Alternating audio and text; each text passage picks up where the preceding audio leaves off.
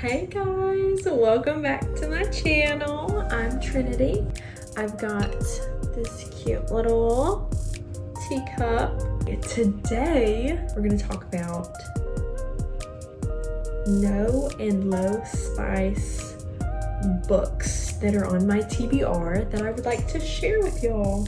Some of these I have read, a lot of these I have not, because my no and low spice reading journey is still new in the aspect of books that I have and have not read. If y'all don't know, I got into reading at the beginning of 2025. I was reading every single popular book talk book. I first started reading ACOTAR, and then Twilight, I read Quicksilver. I read a bunch of books that have spice in them. Slowly over time, the Lord started convicting me of what I was reading, and that it wasn't beneficial to my marriage, that it wasn't beneficial to my relationship with the Lord. And slowly over time, from probably June to August, I kind of was going through the motions of, well, should I obey the Lord in this? Should I not? Thankfully, I decided to obey the Lord, and the fall was just kind of a busy season for me, so I didn't read a whole lot. So the no spice books that I have read are just a small amount. But I'm excited to get into more of them and read them. So the tea that I have today is ginger turmeric herbal tea, and I haven't tried it yet. I put a little bit of sweetener in it per usual.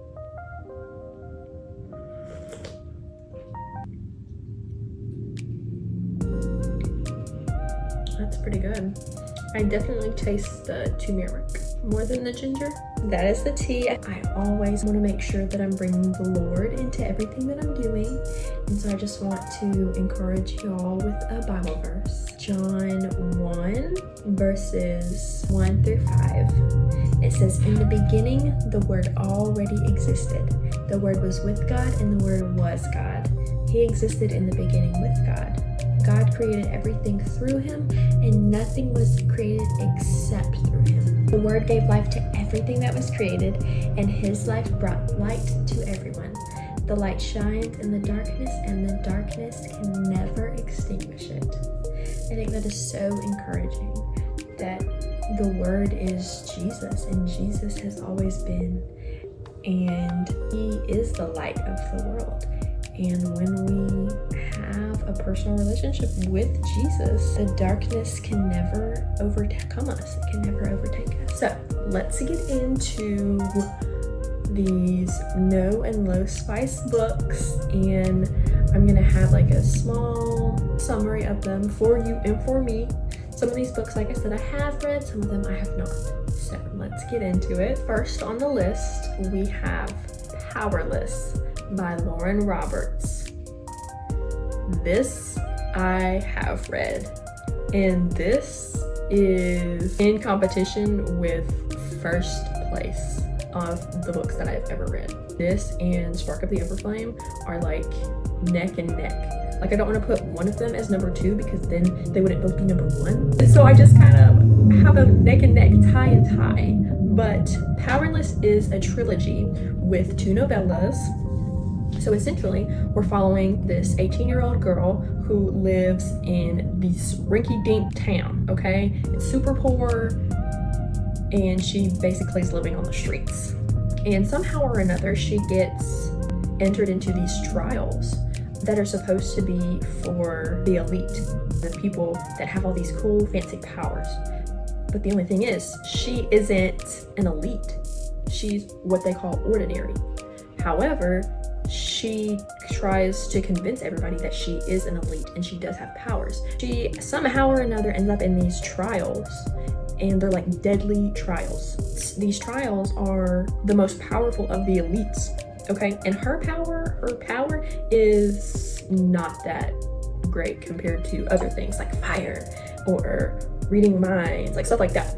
So her power is very minute. There's two princes, Kit and Kai. She kind of starts to sort of fall in love with Kai, the younger brother. But then she starts finding out all these secrets that the kingdom, like the elite kingdom, has been keeping a secret about the ordinaries and about the people with no powers. So somehow or another, she finds this rebellion, and the rebellion wants her to get close to the future king so that they can overthrow him. So, and even though she's like has a thing for Kai, the younger brother, she starts to like form a friendship with the older brother, the future king. And so there's this battle of betrayal and secrecy, and overall, it's just a great read, okay? The first book ends with utter chaos, okay? Utter chaos. The second book, even better, okay? Kai, the future enforcer, he is chasing her. She's like a fugitive now, okay? So he's chasing her, but he loves her. The battle in his mind with that, right? And then book 3 just keeps getting better, okay? I could talk about this series for a whole video. Lauren Roberts is an artist, okay? I could talk about this book for a whole video, but we gotta move on to the next one. So The Prison Healer by Lynette Noni we are following a 17-year-old girl named Kiva, okay? And she has been in this prison for a really long time, like since she was a little kid. And she has been living in this prison, and she is like one of the healers at this prison. Like everybody has a job at this prison, and she's been tasked with being a healer. It's a prison, a lot of people get hurt, a lot of people get sick, so it's a very important role. This new prisoner, Jaren, he arrives. He is really odd, he's really strange, but she's drawn to him, and they just kind of have this connection. One day, this lady comes in who's really, really sick. She comes across this letter from her siblings who are outside of prison, and it's basically saying, hey, we're gonna get you out. So the first book is just all about her in the prison, her trying to get out of the prison. There's these high stake trials that she has to face. It gets really tense, and the romance that we see in the prison is starting to form, but also at the same time, it's like we're in a prison, we might die any day, like what are we doing? But also we might die any day, so why not? And kind of that back and forth. So anyway, at the end of book 1, they finally make it out of the prison, but she feels very betrayed by people that she thought she could trust. And then into book 2, it's a 3-book series, it's a trilogy. So book 2, we follow her now out of the prison, trying to figure out who she is and trying to figure out her life outside of prison. And then the 3rd book, lots of betrayal, lots of high stakes, lots of power usage, okay? Lots of power pulling. It's intense, it's invigorating, it's amazing, okay? Amazing. Y'all should read it. I have read this trilogy. I loved it. I would love to read it again, actually. I would say it's definitely a top 5 contender, for sure. Top 5 series contenders, for sure.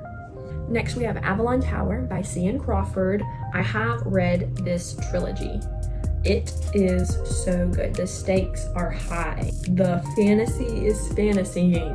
We have this girl named Alex. She is a spy, okay? Now, she isn't a spy when we start the book. She's just a normal girl from California, but somehow she goes on vacation and she ends up in this Fae world, okay? So they bring her to this Fae Spy Academy, and she's learning how to be a spy, and she's meeting these people and creating friends. There's forbidden love, but there's also danger. She's not safe anywhere. So she gets sent on this mission with this guy who she is creating some forbidden love with. So the first book wraps up with her content to live. Like, she doesn't want to go back to California. She wants to stay here. She wants to be a spy, and she's like content, like living her best life, okay? But then book 2 starts with she is like this really great spy, and she's sent on all these missions. And one of these missions is to pose as the mistress for the Fae prince who these spies are trying to dethrone. So she is supposed to be this man's mistress, okay? But he's like called the Dream Stalker. Like, he's super dangerous. Nobody likes him. He's super scary. And she's supposed to act like she is in love with this man. But she starts to spend more time with him and learn more about him.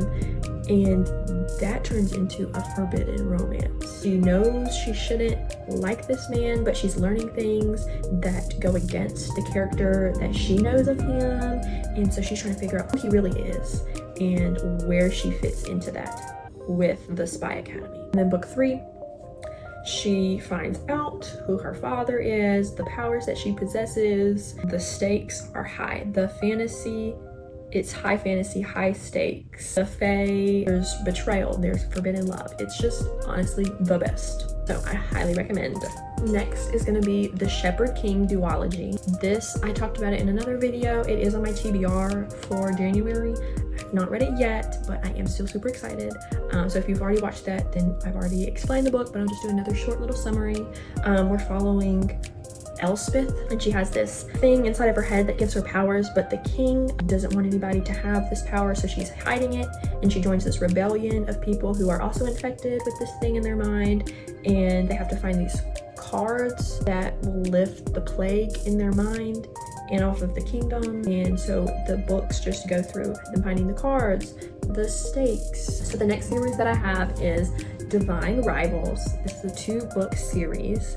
I'm really excited to read this. I have not yet, but essentially from what I gather, we're following this female journalist who has a mother who's an addict and has a brother who is missing. He's fighting this war, and so we're following this female who she's writing letters to her brother, but somehow they end up in the hands of a rival journalist, I think, and somehow or another through the letters they form this magical bond, connects them in some way. And then the rest of the book is just following how this forbidden love is going to form, how this connection formed. I wonder what's happening with her brother or in this war that's going on, and then not to mention her mother. And the second book is like after the war. I guess it went in their favor. The redemption arc of the world to rebuild itself, everything that entails. So the next series is The Heartless Hunter. I'm really excited for this duology. I have the books, I just haven't got to reading it yet. Essentially, we have this world where witches are forbidden at this point in time. And so there are people hunting the witches, and then there are the witches hiding. Our main character, she is a witch, but she's hiding her identity. However, at night, this is like giving Batman vibes. At night, she goes and becomes this crimson moth, is what they call her, I'm pretty sure. I think that's where they get the UK version. Hides herself as the crimson moth, and she saves the witches that are being hunted by the witch hunters. However, one night it goes like really bad, and so she fears for her life that she's gonna be caught. So she wants to gather more intel, so to have a better understanding when she does go out to rescue these witches. And so she ends up like being in a courtship with one of the main witch hunters and learning about that. But in the midst, she kind of starts to fall in love with him, I'm pretty sure. And then I think he starts to fall in love with her, but she's reluctant because she is a witch who he spends his nights hunting. But anyway, so that banter, I fear, is gonna eat. So I'm very excited to read that. I really just need to get around to it. I literally have the books on my shelf. I just need to open it up. So the next series is Caraval by Stephanie Garber. It is a trilogy. I've read the first 2 books and I DNF'd the 3rd book. I would like to go back and reread it at some point. It just, at the time when I was reading it, it wasn't hitting the way that I thought that it should. I definitely do like the first book. The first book I would say is my favorite. The second book kind of, and the 3rd book I DNF'd. However, I would like to go back. Following in this first book, these 2 sisters who live on this island who have grown up hearing about this carnival every year, but only special people get invited to it. And so we have one sister, the main character, who she loves to follow the rules. She loves to do everything right. She never gets in trouble. She is like a type A person, okay? Then we have her sister who could not be further from type A. She does whatever she wants. She gets in trouble. She defies their father, and she loves the sailors that come in off their ships because they live on like this island. And so one particular day, the sister is with this sailor who says that he can take them to Caraval and he can get them there, and he has 2 extra tickets and he'll be happy to take them. The sister, she's like, heck yeah, let's go. But the main character, she's like, no, she's like, that's sketchy. She was like, we can't leave our father, just absolutely not. And so anyway, they kind of kidnap her onto the boat, and so they enter into this humongous island, and it's so beautiful, and everything just doesn't seem real, and there's all these flowers and there's all these animals, and it's just mind-blowing just to see the beauty of everything. So they enter into the game, and the rules of the game are to not get too swept away, because you think that this is reality, but it's actually all just a game. However, everything is so real that if you're not careful, you will forget that it's just a game, and you'll get swept away. But once you're swept away, it's too late for you. Not get too swept away. And that's like it. There's like 5 days there's this goal that they're supposed to meet, but it's like a carnival. Like, you're walking around with this big puppy dress, and there's these people, and there's these performances, and just all these different things. And so we're following this main character where she starts to fall in love, but then there's betrayal, but then her sister gets kidnapped, and so she's trying to save her sister, but it's all a game. But is it all a game? And so it's like a mind trick. The whole book, it's a mind trick for her, but it's also a mind trick for you, because you don't understand what's real and what's not, because you were told at the beginning of the book like it's not real. Things keep happening and you're like, maybe this is real, but it's not, but it is. And so it's just a mind trick. And so at the end we realize what is real, what isn't real, and then we move into book 2 with another carnival and getting to see the sister's point of view at this point. Okay, so our next series is the Shatter Me series, okay? Let me tell y'all, I read this, there's like 11 books, but I read them so fast. And I was like, I got done and I was like, it's been like a week. What do you mean I'm already done? But let me tell you, they are so good. They're so good. I can't really break down one book or the other because it's all one big story, and honestly could be put in like 2 or 3 books. But I love the way that she did it. Each book is like, there's different POVs, it's all interconnected, but everybody has different knowledge, but it's such a good little dystopian. So we're following this girl in an insane asylum, and everybody told her that she was crazy. If people touch her, they will die.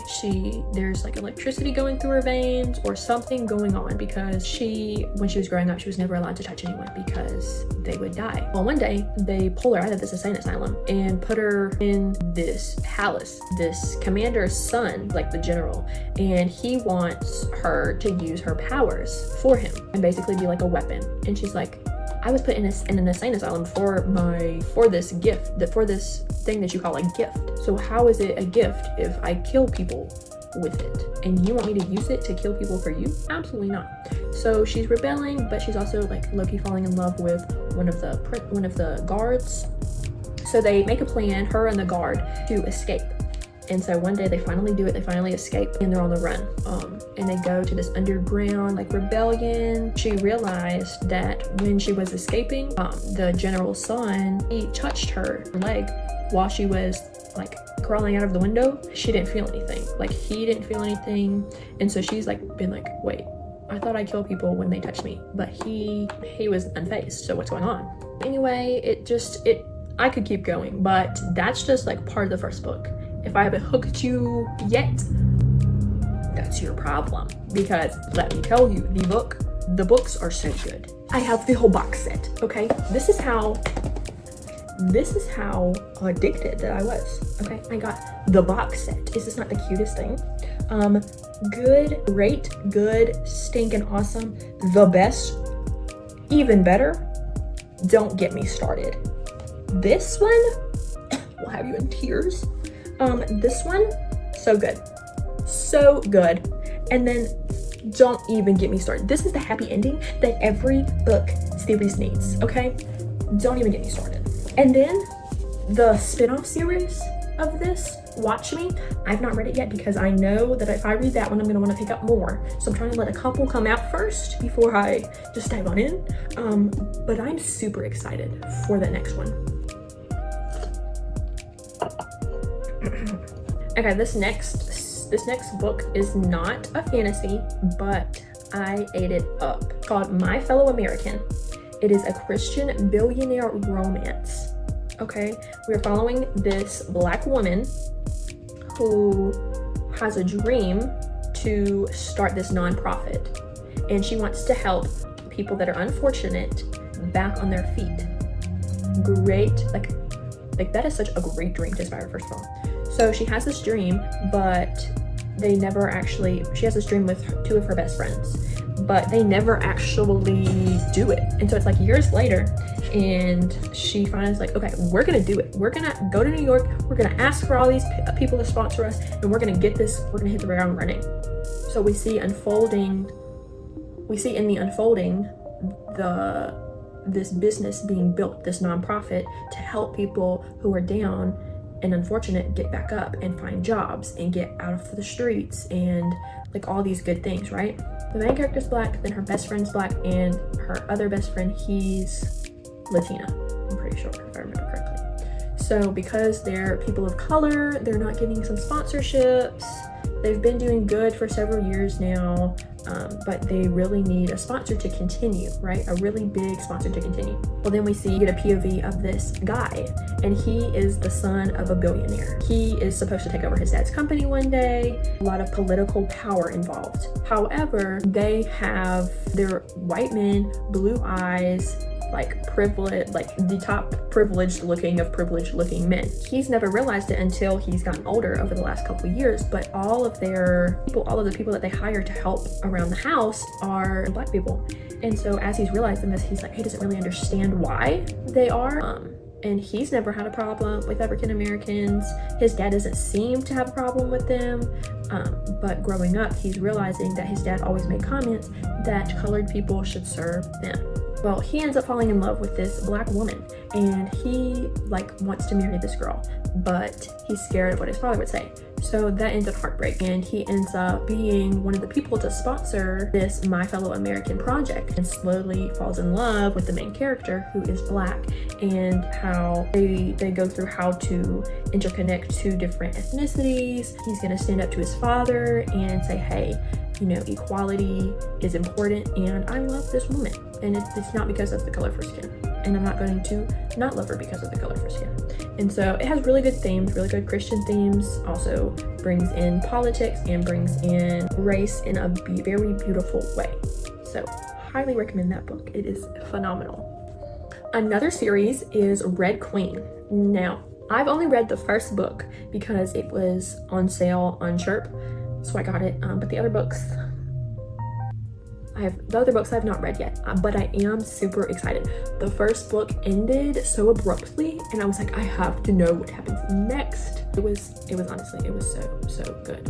We follow this girl who, she has red blood, but these other people, they have silver blood, I think is what it's called. But the people with the silver blood, like, they run the kingdom. They're like, oh, you know, red blood, they're less than, they're nothing, like, we're more powerful. The people with silver blood are more powerful. And so the people with red blood basically live like slaves and live just terrible lives. One day she meets this guy who gets her a job in the kingdom, and it's her first day, and they're doing like this trial thing where all these women are displaying their power, and the woman with the most power is supposed to marry the soon-to-be king. And she accidentally like discovers she has powers, but people with red blood aren't supposed to have powers. It's only people with silver blood. But somehow or another she finds out she has powers, and so everybody in the kingdom basically saw that she had powers, and so they're freaking out. They're like, wait, she has red blood, like, what's going on? So the king and queen cover it up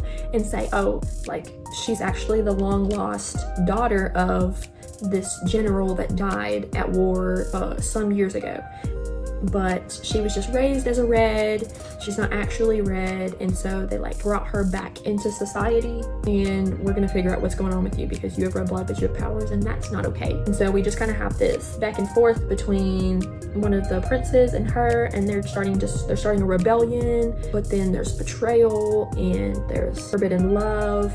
And it's just a really, like, just that one book, so much happened, and I was like, I need more. So I'm so excited to continue to read the rest of the series. I'm not sure when I'll get to it, but I definitely want to get to it. Okay guys, that's all for this video. I do have so many more recommendations, but this video can only be so long. I might do a part 2. If y'all want to see that, let me know in the comments, and I would be happy to do that for y'all. But until next time, I'll see y'all later.